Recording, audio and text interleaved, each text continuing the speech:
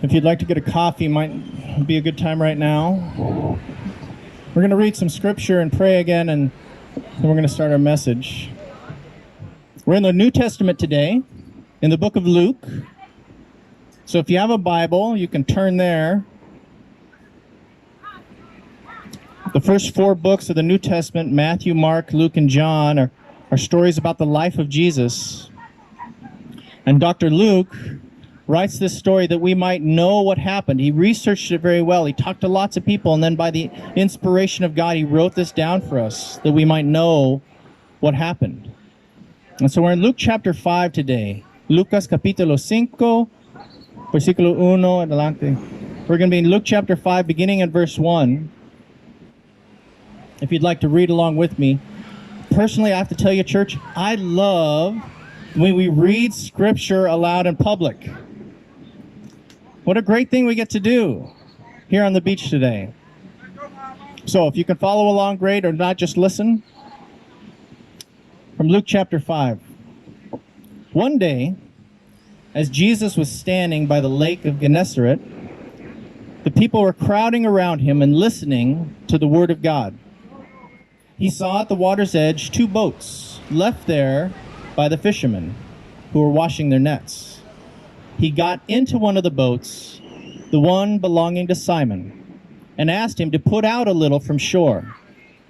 Then he sat down and taught the people from the boat.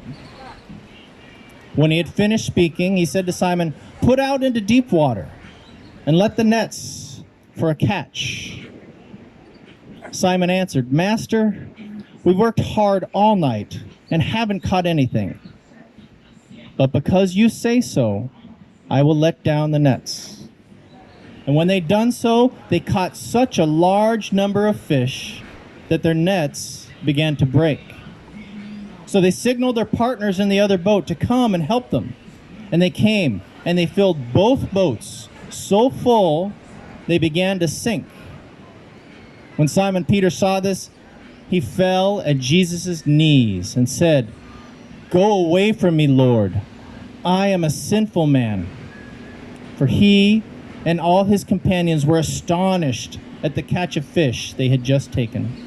And so were James and John, the sons of Zebedee, Simon's partners. Then Jesus said to Simon, "Don't be afraid. From now on, you will fish for people."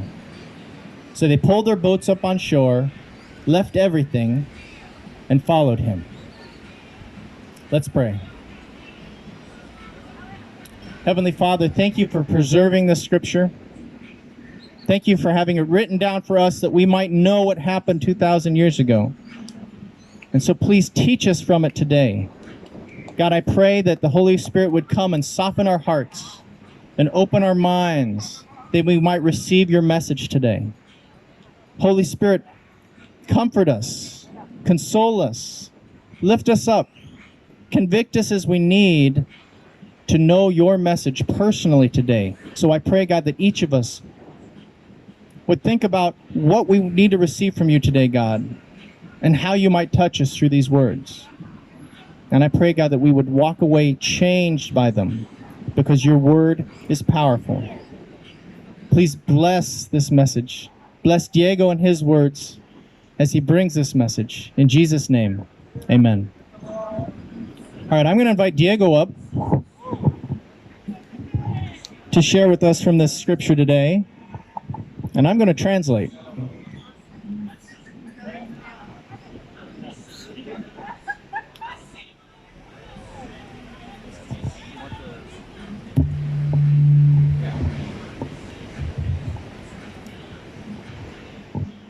Test.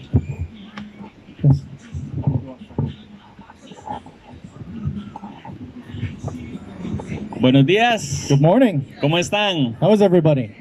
Para mí es un verdadero placer poder estar hoy con ustedes compartiendo este mensajito. For me, it is a real true pleasure that I get to share with you this message today. Esta es una historia que me gusta muchísimo de ver cómo Jesús empieza a llamar a sus primeros discípulos. This is a story that I really love, this first calling by Jesus of his disciples. Y hoy vamos a ir estudiando un poquito este texto poco a poco para ver qué cosas podemos aprender nosotros como discípulos de Jesús. So we're going to look at this text a little by little. We're going to go step by step to see what we might learn from this text, so we can see what we might learn about becoming and being disciples of Jesus.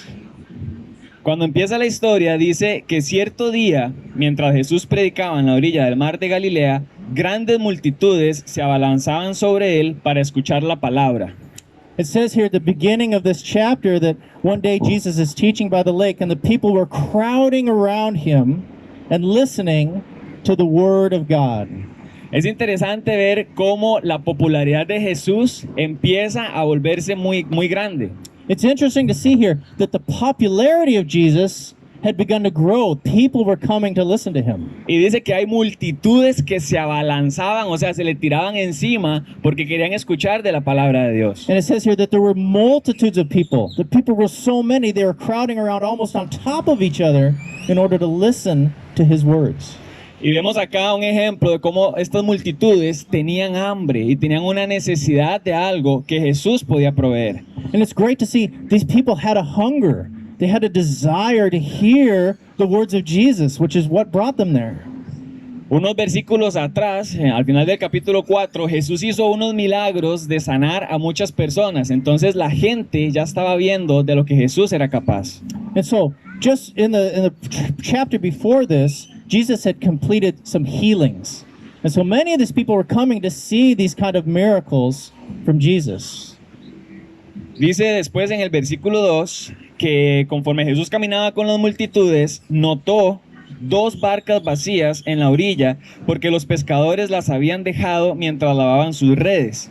Al subir a una de las barcas, Jesús le pidió a Simón, el dueño de la barca, que la empujara al agua. Y luego se sentó en la barca y desde allí enseñaba a las multitudes. So it says here at the beginning in verse 2 that he saw at the water's edge, Jesus saw there was 2 boats there that were left empty by the fishermen because the fishermen were there washing their nets. And he says he got in one of the boats, the one belonging to Simon, and asked him to put out a little bit from shore. And there Jesus sat down and began to teach the people from the boat. Quiero que nos pongamos un poquito en los zapatos de Simón y veamos qué pudo haber sentido él en este momento. I'd like to look at what did Simon do, to put ourselves in the shoes of Simon, to see maybe a little bit what was he thinking or what was he feeling in this moment with Jesus. Viene Jesús caminando con la multitud y está Simón lavando las redes y de pronto Jesús, que en este momento es como un rockstar, ¿verdad? Porque todo el mundo lo está siguiendo, se acerca donde Simón. Él vino directamente donde él. And so Simon was there doing what he does every day. He's washing his nets. He'd left his boat there. He'd fished all night. And here comes Jesus down the beach with a multitude of people. He was like a rock star. He was the man that was coming, and all these people were coming along, and it seemed like he was coming directly to Simon Peter. Le pide que si puede usar su barca y que lo empuje al lago para poder enseñar a las multitudes. And he comes directly up to Simon Peter and he says, "Hey, can I use your boat?" He came to ask him to use his boat to put out into the water so that he could then teach the multitude. Imaginemos cómo se pudo sentir Simón en ese momento. ¡Wow! Jesús me pidió a mi ayuda que le prestara mi barca para él poder enseñar a las multitudes. Eso fue un honor muy grande para Simón. Imagine, put yourselves in the shoes of Peter in this moment. What an honor to be asked by Jesus that he could use his boat. An honor not only get in his boat, but to take him out into the water so that he could teach the people. He probably felt, wow, he was a big deal in that moment. Y algo increíble es que cuando Simón le presta la barca a Jesús y lo empuja en el mar, Simón va con Jesús en la barca. Entonces, mientras Jesús enseña a las multitudes, Simón está con él en un asiento VIP. It's a really great image, because not only is Jesus getting his boat and they push out, Peter goes out with him, because he's got to have his boat chauffeur, right, to take him out into the water. And then as Jesus begins to teach, Simon Peter is right there in the front row in the boat. He's got the VIP seat, right? Algo que podemos aprender acá de Simón Pedro es la disponibilidad que él tiene hacia Jesús. Something we can learn from this is Peter's availability, his availability to be taught by Jesus. Él estaba ocupado, viene de trabajar toda la noche, está lavando las redes y Jesús le hace un primer llamado y Pedro acepta ese llamado y va con Jesús en la barca. Peter had been working all night. He spent all night out fishing out on the lake. And then he comes in and he's now mending his nets because he's got to do this. And this is his work. This is what he does every day. So he's mending his nets. And here comes Jesus with this call. And he's tired, but he hears this call. Dice en el versículo 4 que cuando Jesús termina de enseñar a las multitudes, está en la barca con Simón Pedro y lo vuelve a ver y le dice, vamos a echar las redes a aguas más profundas. So after Jesus does this teaching, we don't know how long it is, but Jesus teaches the people. And then Jesus asks Simon Peter something. He says, let's take the boat out into deeper water. Let's go out into deeper water and let's put down the nets to see if we can now catch some fish. Y en el versículo 5 vemos que le dice Pedro, maestro, pero he trabajado toda la noche. Hemos estado toda la noche trabajando y no hemos pescado nada. He says, but master, we've been working all night. We've been working all night and we have not caught a single fish. Esta palabra maestro es muy importante. This word that Simon uses here, master, is really important. Sabemos que si yo llamo a alguien mi maestro es porque yo soy su estudiante. If I call someone my master, it's because I'm the student of that master. Quizás nos parece que este es el primer encuentro que tuvo Jesús con Simón Pedro, sin embargo ya ellos se conocían. So, it's not or it is? It's not the first. It's probably not the first time we have an interaction between Peter and Jesus. Ya Pedro estaba viendo lo que Jesús hacía y ya él se consideraba un discípulo de Jesús para cuando este momento ocurre. Peter had known Jesus before this. It's not the first time. And so he's known Jesus, he's known his teaching, and so he's become a student of Jesus' teaching. A disciple, if you will. Exactamente, se convierte en un discípulo de Jesús y él le dice, pero si tú lo dices, ya he trabajado toda la noche, pero si tú lo dices, está bien, echaré las redes nuevamente. Because he's disciple of Jesus and Jesus is his master, he says, I've worked out all night, but because you say so, I'll put the boat out into deeper water. Pensemos en algunas excusas que Simón Pedro pudo ponerle a Jesús para no ir a tirar las redes. Think about different excuses that Simon might have given Jesus to not go out into deeper water and put down his nets. Él le pudo decir, estoy muy cansado porque trabajé toda la noche. He might have said, man, I'm really tired because I worked all night. Le pudo haber dicho, yo soy un pescador, sé más de pesca que usted que es un carpintero. He might have said, hey, I'm a fisherman by profession. I know more about fishing than you, a carpenter. Le pudo haber dicho, la mejor pesca es de noche, ya de día tal vez no vamos a pescar nada. He might have said, the best time to go fishing is in the middle of the night. And now it's in the day. We're not going to catch any fish. Pudo haber dicho, acaba de haber una multitud acá y usted estaba enseñándoles desde el mar, ya asustaron a todos los peces. You've just been teaching this multitude on the shore. You've scared all the fish away. Le pudo haber dicho, Jesús, ya lavamos las redes, ¿para qué volverlas a ensuciar? Jesus, we haven't even cleaned the nets yet. They're a mess. They're totally dirty. We're not going to catch any fish. Oh, we did clean them. We were Oh, cleaning the nets. sorry. We were cleaning the nets. Y Pedro pudo haber puesto muchas excusas más, sin embargo él dice, pero si tú lo dices, yo lo haré. Peter could have given many more excuses, but instead what he said is, because you say so, I'll do it. Y acá vemos otra característica de Pedro y es su obediencia.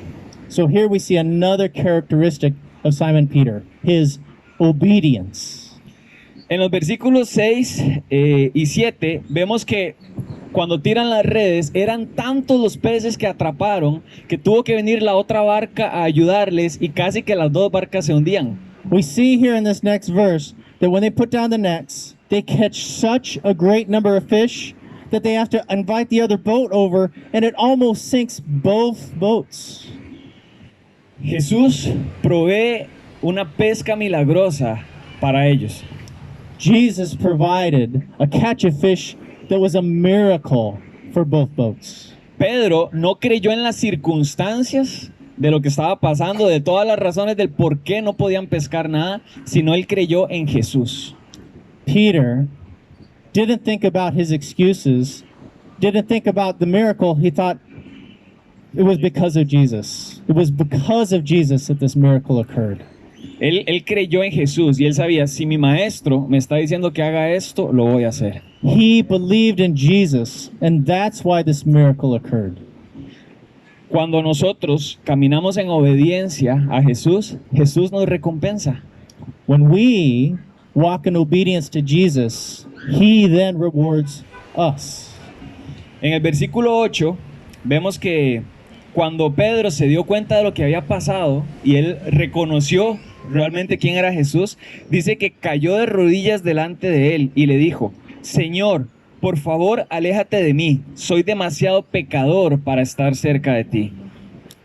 It says here in verse 8, when Simon saw this, when he realized what was happening, it says he fell at Jesus' knees and said, "Go away from me, Lord. I am a sinful man." Simón Pedro está reconociendo su pecado y que él no debería de estar cerca de Jesús. In this moment, Simon realized and admitted his sin. He's a sinful man, and he didn't want to be close to Jesus. Su corazón se quebranta y él dice: yo no merezco estar cerca tuyo. His heart was breaking. He says, I don't deserve this relationship. Y vemos acá tal vez una diferencia cuando empezamos en el versículo 1 con respecto a las multitudes. And we see this in contrast to verse 1 when we see this coming of the multitude. Las multitudes vieron los milagros de Jesús y se abalanzaban sobre él. So the multitude had seen the miracles of Jesus, and so they were coming around him, they were gathering around him. Quizás porque querían que Jesús hiciera más milagros en sus vidas. It's probably because they wanted to see more miracles in their lives. Pedro ve el milagro de Jesús y él dice: no te merezco. But Peter sees this miracle in his life, and he says, I'm not worthy to be around you, Jesus.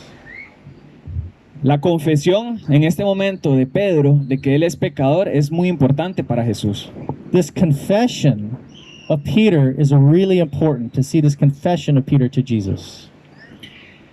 Dice luego que todos, no solo Pedro, estaban muy asombrados por la cantidad de peces y menciona que también estaban Santiago y Juan. So, not only was Peter affected by this, but also James and John. Jesús, a raíz de este contacto tan cercano que tuvo con Pedro y de conocer el corazón de Pedro, y Pedro por su disponibilidad y obediencia se da cuenta y reconoce a Jesús. So, this relationship between Jesus and Peter, because they knew each other, Jesus had this opportunity to speak in his life. And Peter had this availability and obedience to follow Jesus to build upon in this relationship. Vemos después, en los últimos versículos, después de que Simón le dice: Señor, yo no te merezco, Jesús le dice: no tengas miedo, de ahora en adelante pescarás personas. Interesting, after Peter says, I don't merit, I'm not worthy, I'm not digno, I'm not worthy to be near you, in this confession, Jesus says, don't be afraid. Se da cuenta Jesús del corazón de Pedro y le dice: no tengas miedo, yo te haré pescador de personas. Jesus knows the disposition of Peter's heart. And so he says, don't be afraid, I'm going to make you a fisher of men. Y en cuanto llegaron a tierra firme, dejaron todo y siguieron a Jesús. And when they got back on the shore, it says he left everything and followed him.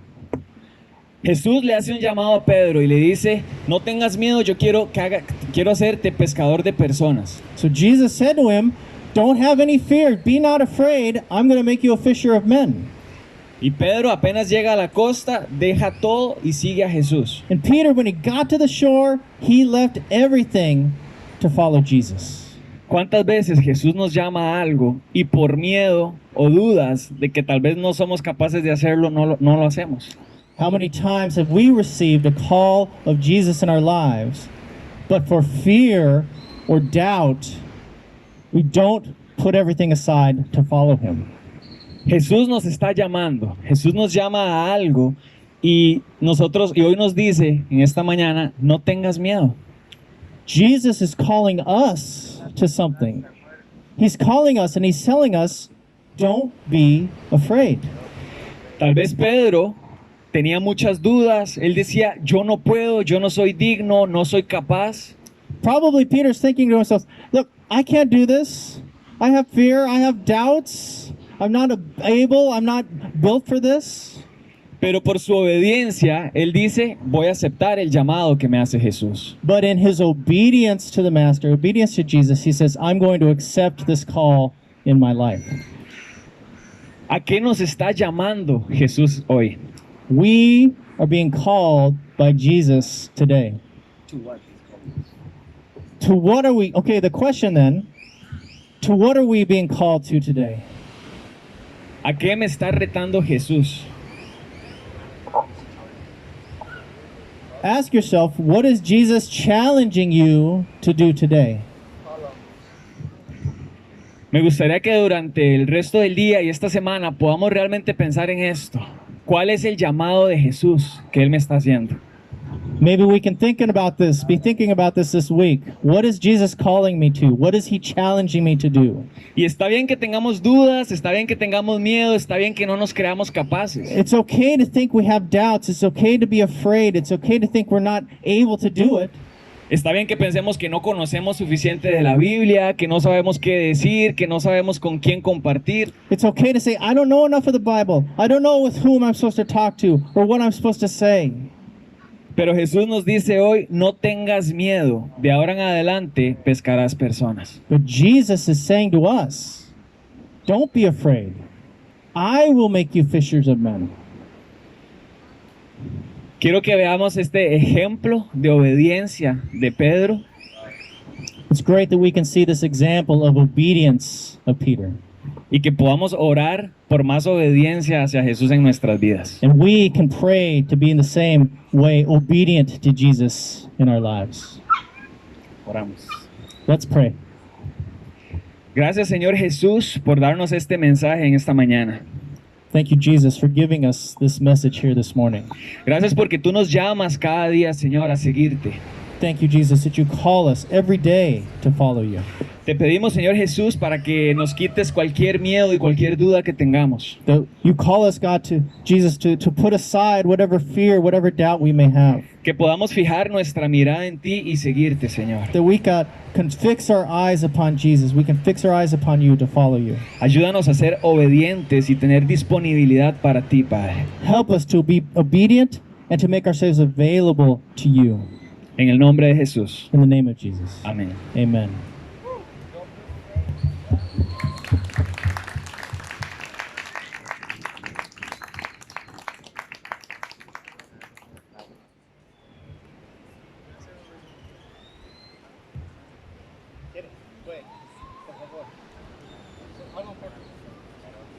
Real quick, in English, I want to do a summary again of what Diego said.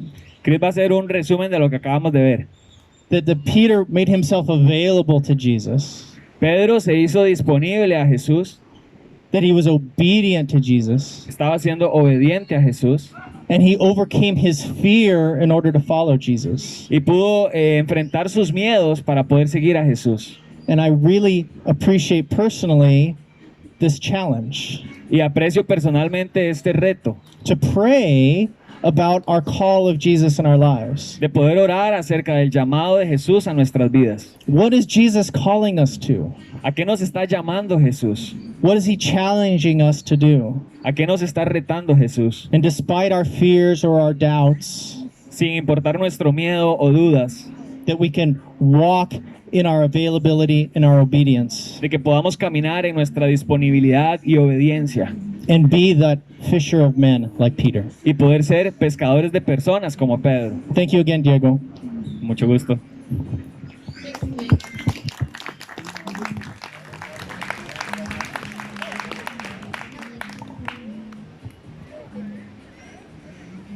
At the end of our services, we like to do a blessing. Al fin de todos nuestros servicios queremos hacer una bendición. And so I want to read from Ephesians for us today, church.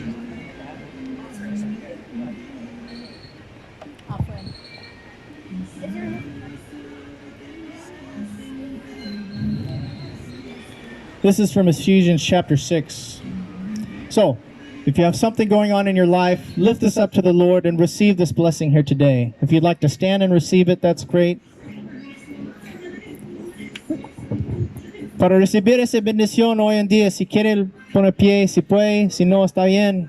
Pero esa es una bendición del Dios para nosotros hoy en día.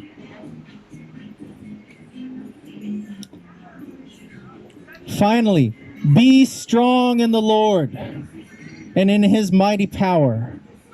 Put on the full armor of God that you can take your stand against the devil's schemes. For our struggle is not against flesh and blood, but against the rulers, against the authorities, against the powers of this dark world, against the spiritual forces of evil in the heavenly realms. Therefore, church, put on the full armor of God, that when the day of evil comes, you might be able to stand your ground, and after you have done everything, to stand. Amen. Amen. Stand firm in the armor of God, people. We're going to pass the coconut now. Thank you, Glenn, for the reminder for our offering. You can sit down. A reminder to our church, especially our guests, there's no obligation to give, okay? This is something we do out of joy. The Lord loves a cheerful giver. This is something we do to show that what is ours is not really ours. Everything comes from God. So would you join me, please, as we pray for the offering? Heavenly Father, we ask your blessing on this offering. We thank you, God, for what you've given us. Help us to remember everything is yours, and we are stewards of what we've been given. And please use this, God, to extend your kingdom, to extend your gospel, to extend your power and your glory. In the name of Jesus, amen. Amen. Thank you, church. Enjoy the rest of the day on the beach. God bless you.